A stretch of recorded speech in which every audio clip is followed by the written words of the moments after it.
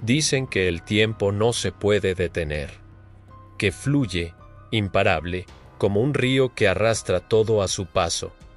Pero en un pequeño y olvidado pueblo, entre calles adoquinadas y farolas de gas, vivía un hombre que aseguraba lo contrario.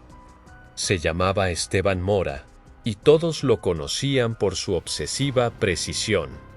Los relojes que salían de su taller no eran simples máquinas. Eran extensiones de su propia alma. Nunca se atrasaban, nunca se adelantaban. Y, según susurraban algunos en las tabernas, podían hacer mucho más que marcar las horas. Podían, si uno lo deseaba con suficiente fuerza, detener el tiempo mismo. El taller de Esteban era un santuario dedicado al tic-tac. Desde el amanecer hasta bien entrada la noche, la única música que se escuchaba era la sinfonía de cientos de engranajes girando al unísono. Desde joven, Esteban había dedicado su vida a descifrar los secretos del tiempo. No era solo un artesano. Era un alquimista de los segundos. Arreglaba mecanismos que otros daban por perdidos. Creaba piezas tan únicas que parecían salidas de un sueño. Y su pequeño local se llenaba de clientes que viajaban desde muy lejos, atraídos por su fama. Le traían relojes de bolsillo que pertenecieron a abuelos, relojes de pared que marcaron generaciones. Y él, con su lupa y sus manos firmes, les devolvía el latido. Pero nadie, absolutamente nadie, conocía su verdadero secreto. En cada reloj que reparaba, Esteban depositaba un fragmento invisible de su propia vida. Cada tic-tac que él restauraba le robaba, en silencio, un segundo a su alma. Era el precio de su don. Una noche de tormenta, mientras la lluvia golpeaba con furia los cristales del taller, un cliente desconocido cruzó el umbral.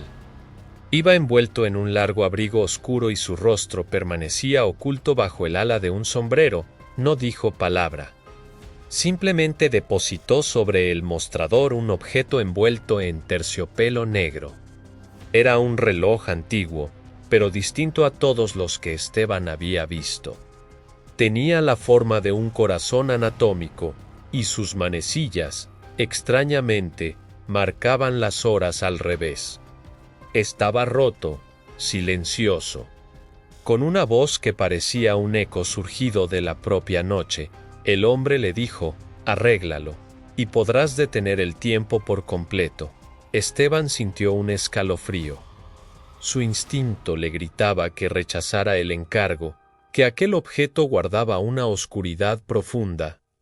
Pero la curiosidad, esa vieja tentación del genio, pudo más que su prudencia.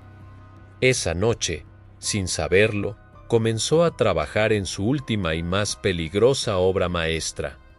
Durante días, Esteban se encerró con el reloj corazón. El mundo exterior dejó de existir.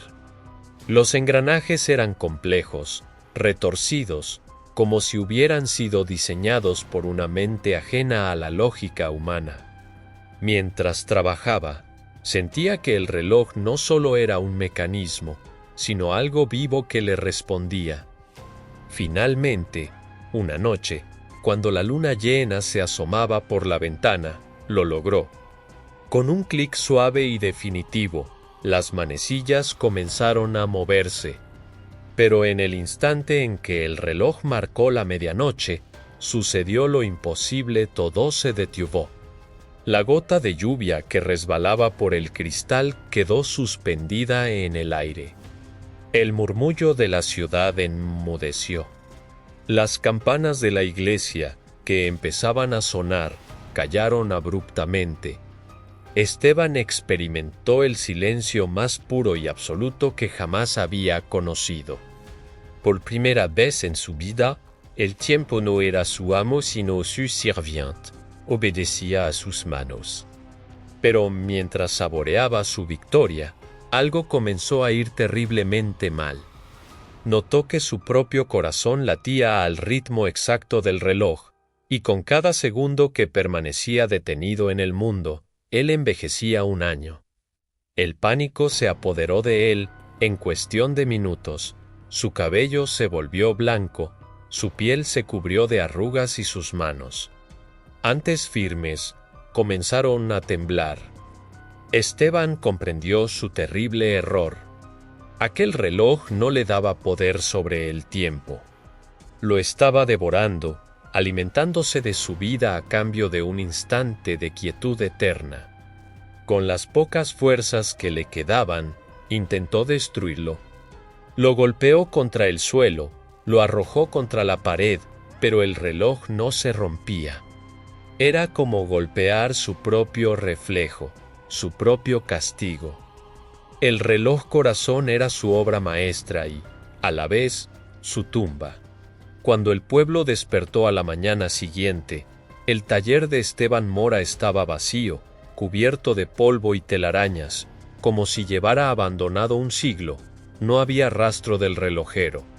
Solo quedaba, flotando en el aire, el sonido insistente de un tic-tac. Sin una fuente visible.